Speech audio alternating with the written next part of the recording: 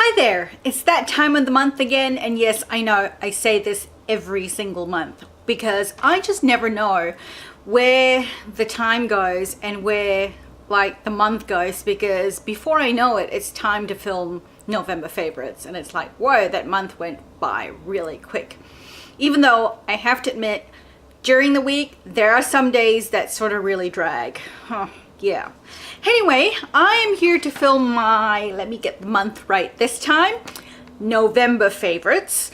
And I have a few things to show you. They're all in here. So I'm just gonna get stuck into it. I'll start with skincare stuff. My Clarisonic has been an absolute lifesaver this month, and I've been using it a lot more. I kind of went off using it for a while, and then I started using it again, and I was using it once a week, and now I'm sort of back up to using it maybe twice a week. And I use it midweek and then on the weekend, and I like to use it in such a way where I really give my face a good clean. So instead of using it for 1 minute around my face, I actually use it for 2 minutes, like 1 minute for half the face and 1 minute for the other half of the face, so my face gets a little bit more of a clean. And I've got a good reason for that also, which I will get to in a minute.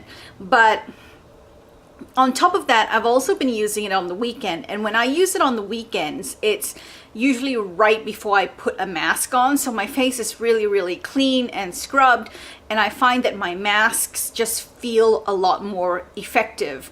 And I know my skincare is also a lot more effective, because some things where if I just normally wash my face and apply, you know, it's good, it's on, but like when I apply the skincare after my Clarisonic, it sort of feels a little tingly and I can really feel like it's working. So that's the Clarisonic. And the reason I've been using my Clarisonic a lot more is also because I've just had one heck of a month in terms of breakouts. And I started using a new brand of coconut oil, because the one that I was using was expensive and running out, and I tried something else. And this coconut oil I used was organic, cold pressed, extra virgin, like everything you could think of that it was good. I got it, and it was, it was actually the most expensive one in the store. But it broke me out like absolutely. It was crazy. I really broke out, and not only did I get pimples, but I also got like little weird bumps on my face, which the Clarisonic has helped to clear up as well. My fringe is driving me crazy. So I've also been using a lot of masks, and these are the three that I have been using a lot this month and just putting on regularly to treat my skin, just to make it feel better and not be quite so breaky outy. And so these are all by Formula 1006, and this is the Deep Down Detox Ultra Cleansing Mud Mask. And so I've been applying the masks after using my Clarisonic, so to really have my skin be able to absorb and get a good reaction to the masks and to make the most of the masks. So this is a super cleansing detox mask which cleanses impurities for a clearer, brighter complexion. I've been using this a lot. I've also been using the Pores Be Pure Skin Clarifying Mud Mask, and this is a skin refining mask, and this one is probably the one I've used the least. I think I've only used this once, whereas the others I've used a few times. And this is the one I have used the most, which is Keep Your Cool Breakout, I don't know if you can see, Breakout Calming Mask. And this is peppermint and coconut unique gel mask, instantly reduces the appearance of nasty breakouts, and it just calms down the skin. And I've just been using it a lot. I've just been using this a lot, and I've been cleaning my face and then putting this on just to, I don't know, just make my skin feel better and calm it down. And it has helped, because most of the breakouts have gone and, you know, settled, my face is settling back down to what it used to be. In terms of foundations, I have two that I've really been enjoying this month.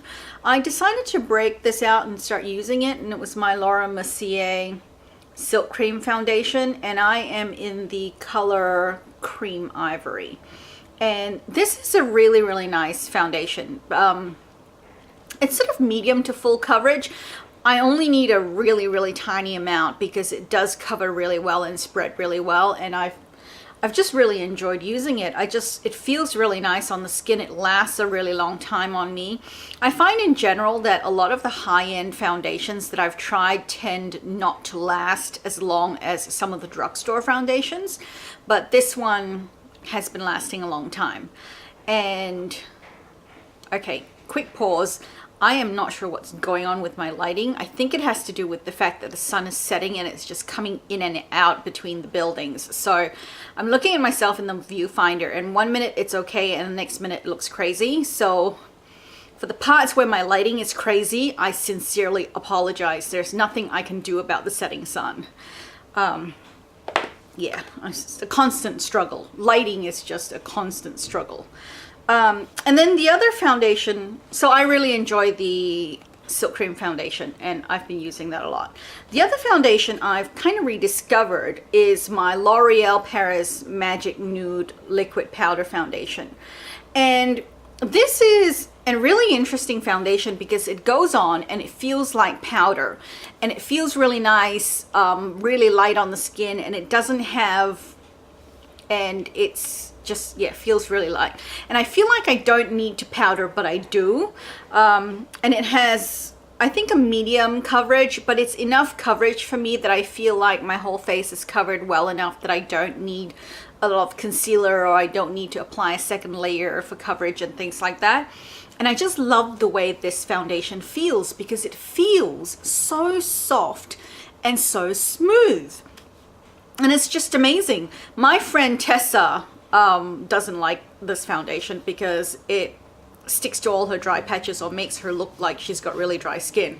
But I don't have that problem with this foundation, and I really like the way it looks on me, and it lasts all day too, so this has been good.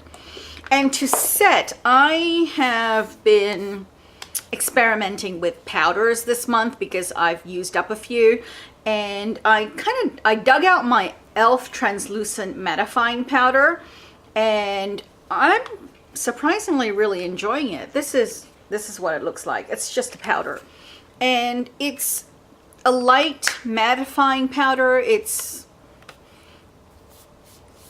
just been really nice. I'm just surprised at how nice this powder is, so I've really enjoyed it. I have two eyeliners that I've been really enjoying. I recently dug out, and it's getting quite small, is my, you can't even see it, I need to take the lid off it, my Kat Von D tattoo, is that what it says? Autograph pencil. It's just a black eyeliner, and it's a really, really nice black eyeliner, and I've really been enjoying it. I used to be crazy about gel eyeliners, and it was the only thing I used. I used just gel eyeliners. But recently I've really been enjoying my pencil eyeliners, and so I've really been enjoying this Kat Von D one. And then I recently got this CoverGirl Inkit eyeliner, and this is in the color 235 Golden Ink. I'm not even sure if you can see that or if that's going to show up because it's so tiny. But it's just a gold color, and it's just gorgeous. It's just a really, really lovely gold color. And I've been using it on my lower lash line. And it's really, really smooth. It just glides on really nicely, and it lasts quite a long time too.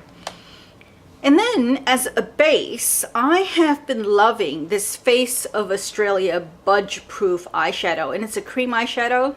It's like the Maybelline Color Tattoo, and that's what the back looks like. And this is in the color Tip Top Taupe, and it's just a taupe color. It's a really, really nice taupe color, and that's what it looks like. And it's been great as a base, and I've used it a couple of times on its own too when I've been pressed for time, and it's very taupe, like it's like a classic taupe color. And I've been pressed for time and I haven't had time to really do much with my eyes, and I've just kind of whacked it on and called it a day. That's worked out. It's worked out really well, so it does last. And then eyeshadows, I recently bought some Makeup Geek eyeshadows, and I've got this little 9-pan one here, but the ones that I have absolutely been loving is this middle color here called Frappe, and it is just a beautiful neutral nudie brown color, and it is the best transition color and blending color I have ever used for my eyeshadows, and I have been using it pretty much every day with my eyeshadows. I mean, it just has not mattered what I've used in terms of like eyeshadow, but this just blends so well. And you know, with a light touch, you know, the color is just absolutely gorgeous. And then the other color I have been loving and I've been using all over my lid is Cosmopolitan, which is just this gorgeous shimmery copper color. And it's just the two of them together, like Cosmopolitan all over the lid and then blended out with Frappe, is just absolutely gorgeous. And Cosmopolitan has just the loveliest shimmer to it too, and it's not, you know, over the top or anything like that. And finally, my third favorite of the lot for these Makeup Geek shadows is, I'm looking at the back because I look at the names. I've got the names on the back. I'm like that OCD. I've got all the names down here. Is this taupe one called Moondust here, and it again is just a really lovely taupe color with a little bit more of a browny beigey color through it, and I just love it. It's such a nice all over lid color. And I have actually been using the taupe eyeshadow base, cream eyeshadow base from Face of Australia as a base, and then Moondust on top of it quite a few times. I was going to say a couple of times, but I've done it quite a few times, and it has been really nice. I've really enjoyed it, and it's just such a easy to wear color and easy to match color in terms of with clothes. It's really neutral. I don't have to worry about, you know, oh, what color blush. What I can pretty much wear any color blush with this combination. I can wear any color blush, I can wear any color lipstick, it can go with any color clothing I happen to be wearing, and it just works out really well. So I have really enjoyed it. So if you haven't gotten any Makeup Geek eyeshadows yet, I really suggest you try some because they're really nice. And my friend Tessa thinks, I don't have any MAC eyeshadows, so I can't say, but my friend Tessa has a few MAC eyeshadows, and she says that she thinks that the Makeup Geek eyeshadows are actually better than the MAC eyeshadows. And in the US, Makeup Geek eyeshadows run for $6 each, and MAC eyeshadows I think either $10 or $12. So the Makeup Geek eyeshadows are a lot more affordable too. For here in Australia, Makeup Geek ships worldwide, so you know, and the shipping's very affordable, so you can very easily order online and pick up some Makeup Geek shadows. And the great thing about their website is not only do they have the color of the eyeshadow, but they have actual photographs of swatches of the eyeshadows as well. So it's just laid out really well, and I'm just so impressed with the Makeup Geek shadows, and I actually want to get some more because I really like them. So that's it, November favorites. I hope you enjoyed this video. If you haven't already, please like, comment, and subscribe. And I will see you next time. Thanks for watching. Bye.